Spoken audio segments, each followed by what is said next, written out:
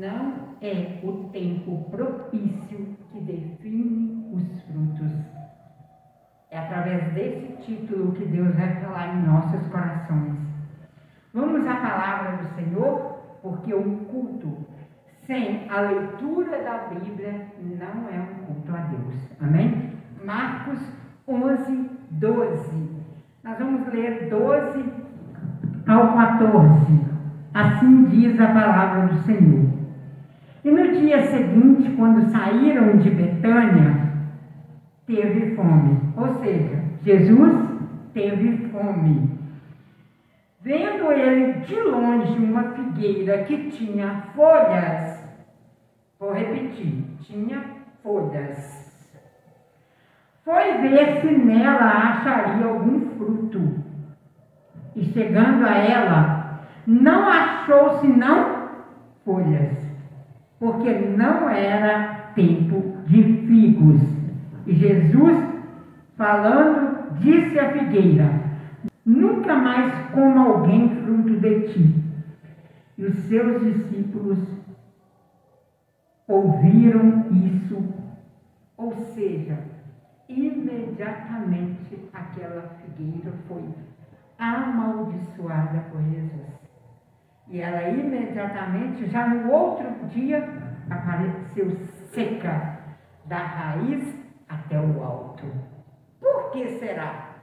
Quem define por que Jesus, um Jesus tão amoroso, tão bondoso, usou aquela figueira como uma ilustração tão tremenda para as nossas vidas, do qual nós vamos aprender essa noite? Ou seja, uma pergunta que todos fazem: por que Jesus amaldiçoou essa figueira para que ela não desse mais fruto?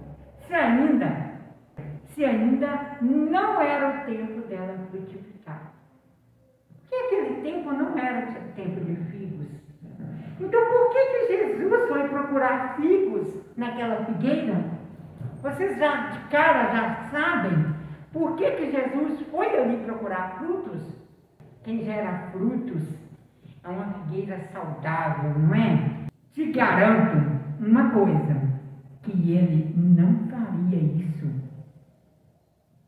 por mal. Jesus não amaldiçoaria aquela figueira por mal. Ele não amaldiçoaria aquela figueira sem motivos.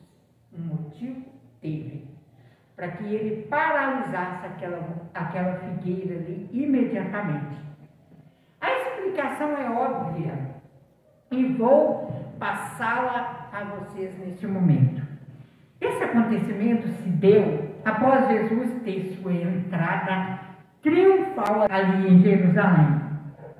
Saindo de Betânia, Jesus teve fome e ele encontra aquela figueira e ele avista e ela estava cheia de folhas. Eu vou repetir: cheia de folhas. Então, o que chamou a atenção de Jesus? As folhas. Por que aquela figueira estava cheia de folhas? Ele procurou o seu fruto, ou seja, figos. Detalhe: ainda não era estação de figos. Jesus sabia disso. Ainda não era estação de figos. Por isso, ele não comprou nada. Então, pastor, se Jesus sabia que não era estação de figos, por que ele amaldiçoou aquela figueira? Você vai saber. Então, Jesus ali faz algo inesperado. Ele amaldiçoou aquela figueira. A maldição era para que ela secasse e nunca mais desse frutos. E assim aconteceu. No dia seguinte, a figueira estava literalmente seca desde a sua raiz. Os discípulos ficaram admirados ou transtornados, né? Sei lá.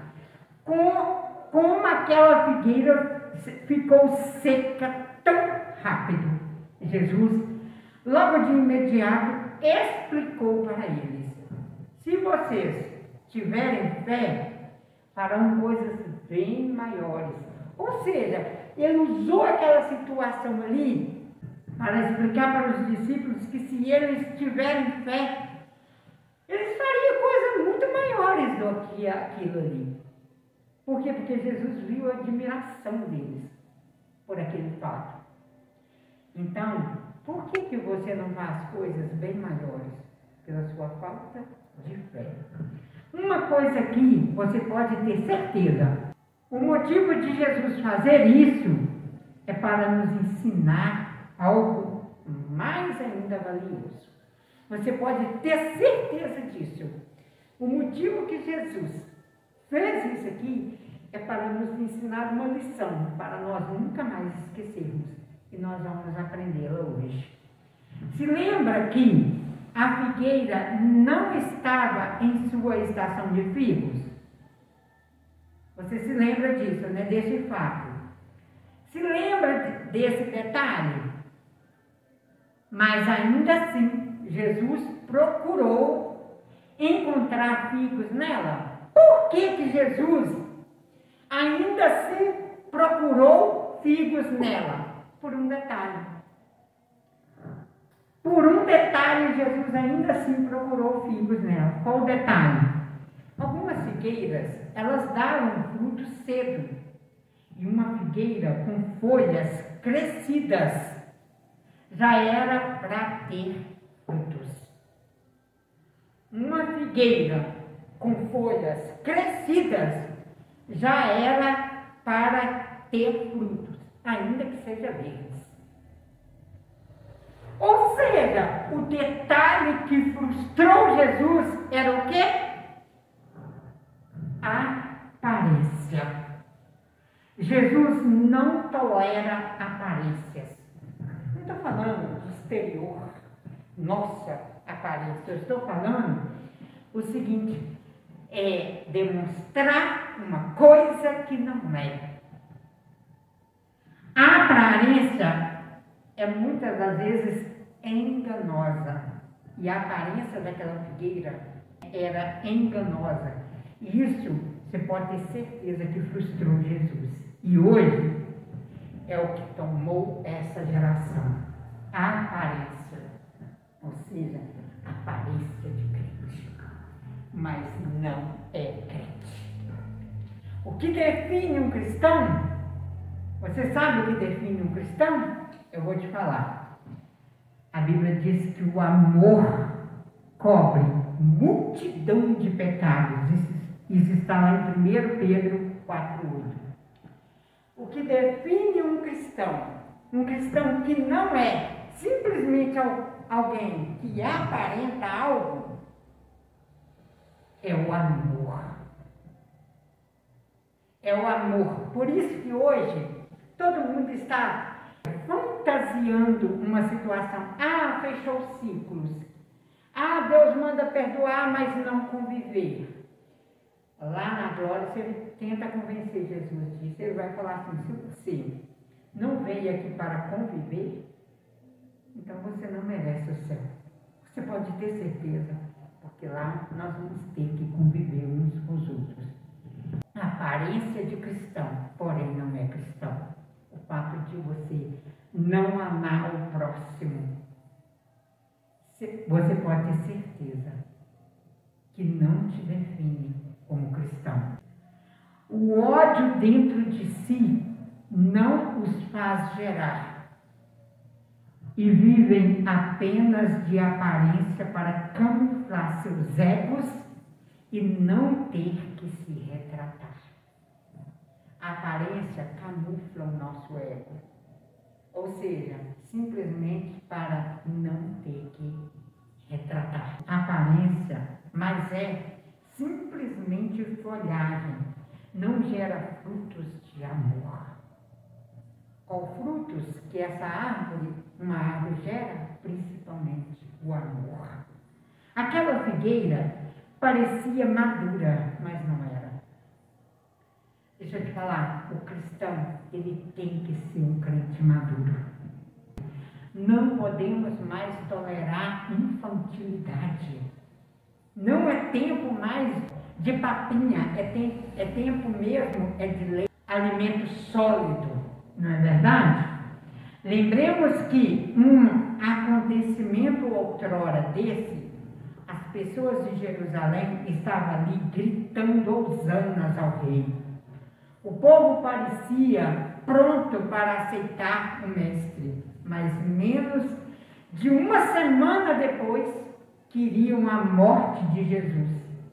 A aparência de crente, mas o fato de cogitar com a morte de alguém define apenas a aparência. Ou seja, simplesmente aparência. Não é cristão, é simplesmente aparência de cristão. Pareciam prontos, mas não deram frutos. Pareciam prontos, mas não estavam maduros. Não davam frutos. Quem não mostra os frutos de uma vida transformada por Jesus, infelizmente, irá secar. O castigo será eterno. Baseado em que a senhora está falando isso, pastora? Termino essa mensagem fazendo menção de Mateus 7,18. Toda árvore que não der bons frutos será cortada e lançada ao fogo. Essa metáfora se refere à importância de produzirmos os frutos do amor e do perdão. Isso demonstra o quê? Amadurecimento. O resto é simplesmente imaturos na fé, infantil. Enfim, o amor cobre multidão de pecados. Olha, a falta de amor te impede, inclusive, até de ofertar. Nem a tua oferta é aceitável. Por quê?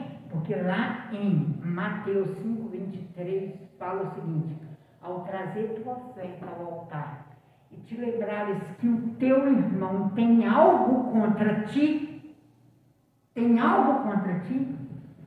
primeiro segura a tua oferta ali, deixa ela no canto do altar, vá procurar o teu irmão, conserte-se com ele, depois volte e oferte ao Senhor. Até a tua oferta é literalmente ignorada por Cristo. Porque quando você não se retrata, quando você simplesmente tem aparência de cristão, camufla seu ego simplesmente para você não voltar e se retratar primeiro. Então, essa mensagem é literalmente maravilhosa. Fala simplesmente do amor, do perdão e pararmos de viver de aparência, simplesmente aparência de crente, nada de cristão, porque há ódio aí dentro. Então, se há ódio, é preciso voltar e se retratar, é preciso pedir perdão, é preciso reconhecer seu erro, porque do contrário, é simplesmente aparência de crente, mas não é cristão. Essa é a mensagem do Senhor.